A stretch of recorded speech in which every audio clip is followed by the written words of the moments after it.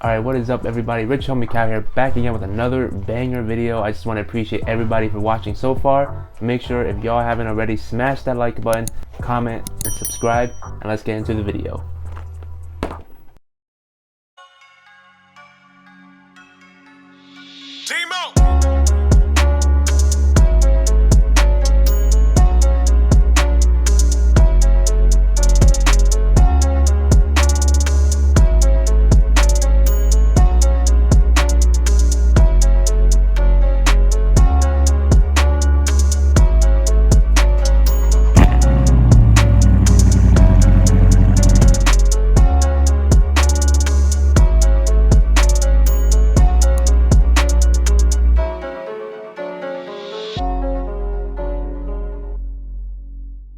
Alright, so for today's video, I have the Underglow kit finally purchased for my car. So if y'all know me, I wanted to install Underglow for my car for a while, and I know it is a mod that is slowly coming back into the car community.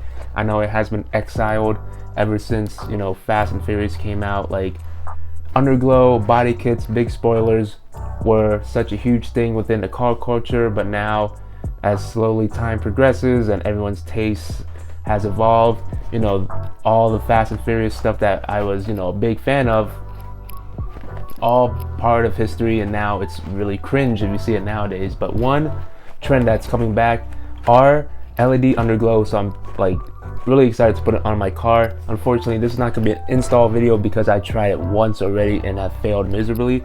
So I'm going to a shop to install the kit. And this is a pretty good kit off of Amazon. This is a chasing kit, a chasing light kit. So basically you have, you know, your standard lights that pop up. They also have modes that have, like, basically makes it look like the car is moving without, you know, the car moving, the cars are staying there, but the lights are doing some show. They're moving all around and chasing. And, you know, it's pretty awesome to add under the car. This kit wasn't too bad. It's about 80 bucks and it's a high quality kit, from what my mechanic said, especially from all the other people that bought kits in. Like, mine is one of the higher qualities that they have installed on the car, which is pretty awesome. So I'm going to show you little snippets of what I could record within the shop and how they routed it, and they're pretty cool dudes. I couldn't record too much because of liability issues, but they were pretty awesome dudes. I'm going to show you some snippets of, you know, where we routed it, and then I'm going to show you what the car looks like in all the modes. So let's get into it.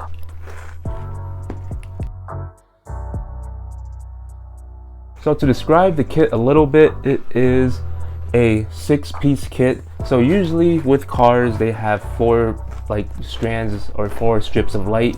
So basically 1 light for each side of the car. But the cool thing about this is it has 6. So basically 2 for the front, 2 for the back, and 1 long one for the sides.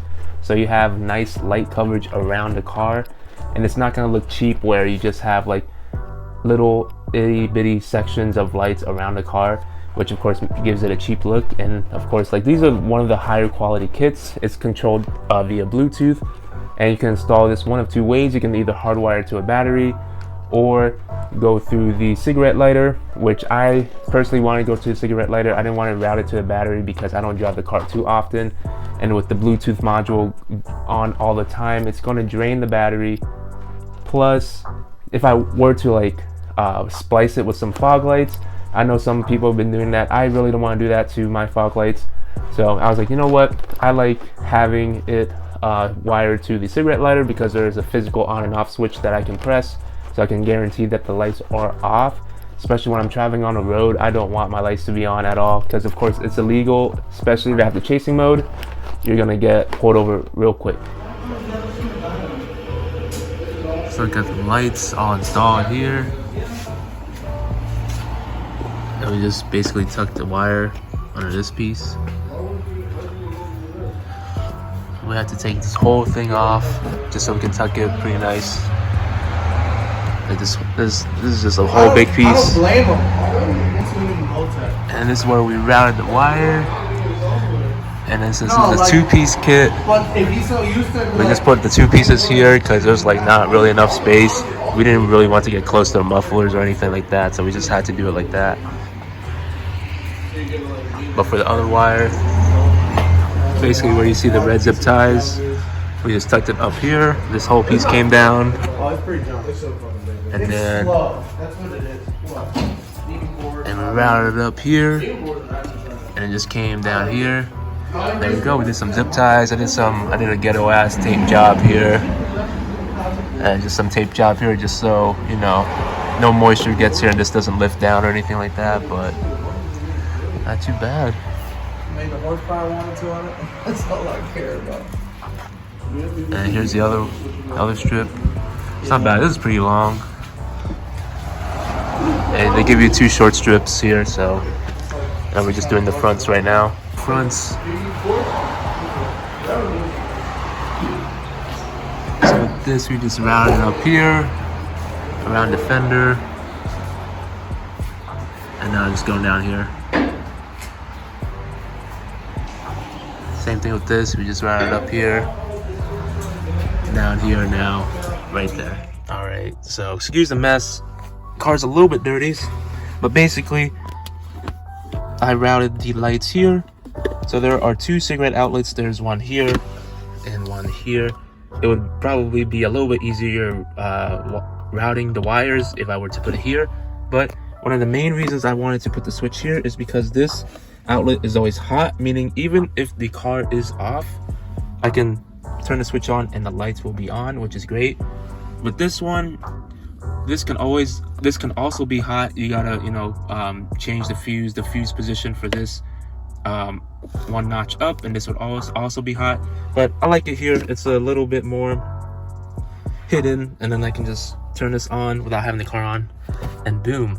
And basically, here's a wire. It does look kind of ugly when you're, you know, coming in from the passenger side, but around it here, under the seats, under the panels there, and then I routed it to the engine bay. So I'm going to open the engine bay and show you where the wire is, and that's basically where the lights start. All right, so where you see that wire coming out from, this is where we started routing it through the engine bay. Here we had to actually heat shrink this, the actual power cable to the light cable, and wrapped in some fabric. Just routed it through here, under here, then just zip tied it here just so the wires don't go anywhere. And if you see the hole down there, that's basically, you know, you can see the ground there. We just routed the wires all the way down there, and then had the lights start from down there. So this is where the lights start. I did put some duct tape around the ends of the light where it started, just so no moisture will get into the actual ends. All right, so I'm gonna turn the lights on. It's, you know, pretty bright outside, but I am in a shaded area. So let's see what the lights look like.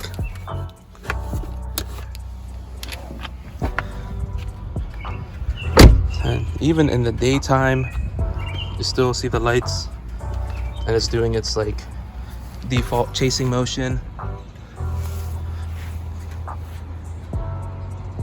So not too bad. And then you see it from the rear. So here is the app. It's pretty intuitive. All you have to do is make sure the lights are on. So if you're basically hardwired to the battery, then you're good.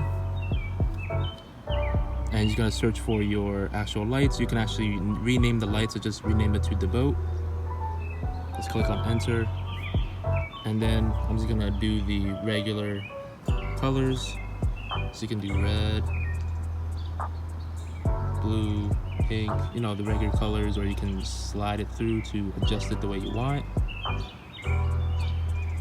which is pretty cool. And of course, the main reason why people get these lights are because of the chasing features. So there are 120 different chasing modes, which is awesome. So this is like the default one. And of course, you can just go through them. You can turn the brightness all the way low, or you turn them as high as possible. This is the max, and it's during, you know, late afternoon. And then you can adjust the speed of them. So this is the fastest. Oops. And do it as slow as you want. And then yeah, 120 different modes. And of course, if you don't want to scroll through, 120 to find your favorite, all you gotta do is just press like or press heart. So I'm just gonna do this. That means you have marked the light that you liked. And then all you have to do is hold the heart button, and then you can just scroll through your favorites. So you see I scrolled from light number 7 to all the way to 22 without having to tap it so many more times. But yeah, y'all, tell me what you think. I love it. I did have my mechanic install this for me. It only charged me like 80 bucks, so it wasn't too bad. But yeah, I'll throw some footage on, the limited footage I got on where we routed it, and it was pretty complicated. I tried doing this myself and I failed. All people that know me know how bad I failed. Never be too, I guess, proud or ignorant to get yourself some professional help if you can't do it. I mean, I didn't have the resources. I just had those ramps, and they did not do the job. So shout out to them. I'll probably link their information in the description below. But yeah, let me know what y'all think about the lights. I'll throw in some night footage and all.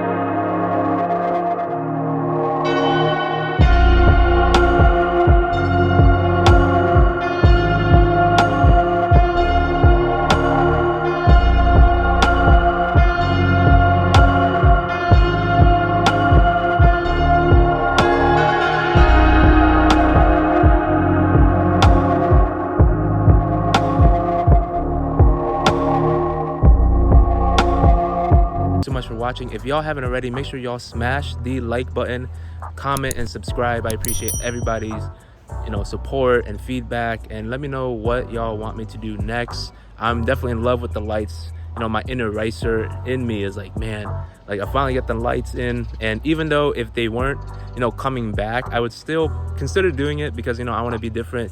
You usually don't see muscle cars with the underglow, especially up here. So I'm pretty happy with the install, and the lights are crazy, especially the chasing. If you guys want to get underglow, make sure y'all get the chasing. It is definitely worth it. And my kit is 80 bucks and the install is 80 bucks, so a total of $160 to get this installed, and it's nice. So yeah, y'all, thank you for tuning in. This is Rich Homie Cal signing out.